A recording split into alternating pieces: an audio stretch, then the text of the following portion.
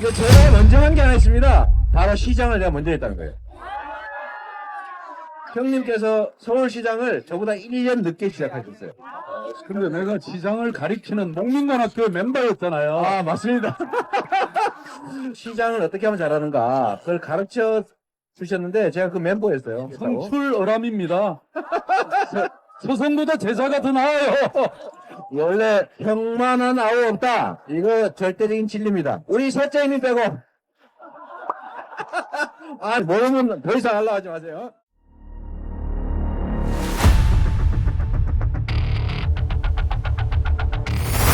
청년 수당 정책을 놓고 서울시와 협의를 이어오던 보건복지부는 반대 입장을 최종 통보했습니다.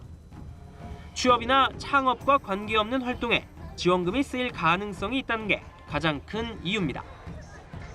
요리사가 되겠다 그러면서 이제 맛집을 다닌다거나 관광 가이드가 되겠다 하면서 개인적인 관광으로만 이거 청년수당을 쓰면 이런 것이 그 도덕적 해를 초래하고 이게 사업 목적에 맞지 않게 될 우려가 있다. 그러면서 서울시가 사업을 강행한다면 정지 처분과 교부세 감액 조치 등 엄정한 법적 대응을 하겠다고 밝혔습니다. 서울시는 중앙정부와의 합의 정신을 살려 협의를 진행했고 복지부도 수정 합의안에 동의했지만 태도를 바꿨다며 사업을 더는 미룰 수 없다는 입장입니다. 박원순 서울시장은 취업준비생에게 월 50만 원의 청년 수당을 지급하겠다는 서울시의 계획이 포퓰리즘이라는 지적에 대해 청년 실업의 심각성을 제대로 이해하지 못한 지적이라고 반박했습니다. 박 시장은 청년 수당제는 청년들에게 취업과 창업 등으로 이어지는 사다리를 만들어주기 위한 조치라며 성과가 좋으면 더 확대하겠다고 밝혔습니다. 사업 시행을 앞두고 중앙정부가 청년 수당의 부동의 의사를 표한 데 대해 전향적인 태도를 취해줄 것을 요구한 겁니다. 청년 수당은 서울 거주 청년 중 조건에 맞는 3,000명에게 활동비 명목으로 최장 6개월간 매달 50만 원의 현금을 지급하는 제도로 박 시장은 이를 통해 악순환의 늪에 빠진 청년들에게 사회적 안전망을 마련해줄 수 있을 것이라고 주장했습니다. 하지만 결국 국무회의에서도 의견차는 좁혀지지 못했습니다. 정진엽 보건복지부 장관과 이기광 고용노동부 장관은 현금 지원이 이루어질 경우 도덕적 해이가 우려된다며 강하게 반대했고 박 시장이 청년들에게 지금 필요한 것은 직접적인 지원이며 복지 증진에 관한 사무는 지자체의 권한이라고 맞서며 설전이 벌어지기도 했습니다. 서울시는 예정대로 이번 주 지원자 선정을 마무리하고 다음 주말부터는 수당 지급을 시작한다는 계획입니다. 박은수표 청년 수당 공방. 엊그제까지만 해도 복지부 장관하고 서울시장하고 치열하게 말싸움을 벌였다. 그런데 그 다음 날 박원순 시장이 그러니까 서울시에서 2,800명 청년들에게 현금으로 청년 수당을 기습적으로 지급해버렸습니다. 이 초유의 사태에 대해서 정부가 우려하던 무분별한 현금 살포 행위가 현실화된 것이며 청년의 어려운 현실을 이용하여 그들의 환심을 사고자 하는 무책임한 포퓰리즘이라고 생각을 합니다. 이에 대해 서울시는 직권 취소 처분을 받으면 소송을 제기해 청년 수당 정책을 이행하겠다고 맞섰습니다.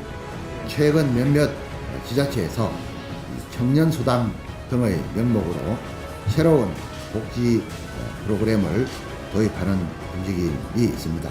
이는 명백하게 포퓰리즘적 복지 사업입니다. 최 부총리는 또 청년 정책을 놓고 토론하자는 박 시장의 제안은 거부했습니다. 양질의 일자리를 주기 위해서는 정말 포퓰리즘이 아니라 9.15 노사정 대타협을 실천하는 것이 시급합니다. 면접하고 이력서 쓰는 거 수백 번을 해야 된다. 근데 이 젊은이들이 알바를 하면 뛰어먹어요.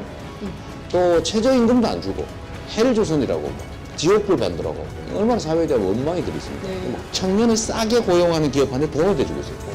보조금을. 이게 청년을 대주는 게 아니고 실제는 기업에 대주고 있는 거죠. 싸게 사람을 저임금으로 임시로 쓸 수 있게. 청년 수당이 범죄면 저는 사형에 해당되는 중범죄라고 봐야죠. 이유 없이 그냥. 저 같은 경우도 졸업하고 1년 동안 백수로 활동을 하면서 굉장히 어려웠던 그런 시기가 있었고 누군가가 나한테 용돈을 좀 줬으면 좋겠다는 생각을 사실은 했었어요. 학교 그 백수 시절에.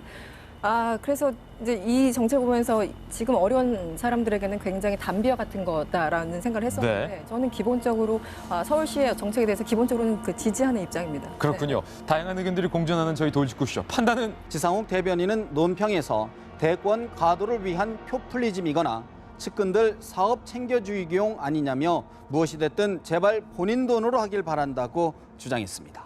보건복지부가 서울시 청년수당은 합의되지 않은 사회보장제도라며 무효소송을 낸 가운데 청년단체들이 이를 기각하라는 의견서를 대법원에 냈습니다. 개인의 노력만으로 사회 안으로 들어가는 일이 힘들어졌다며 무기력한 자조 속에 빠진 청년들을 돕기 위해서라도 청년수당이 필요하다고 주장했습니다.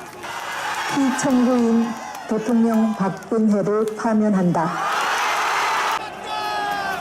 기자회견을 시작할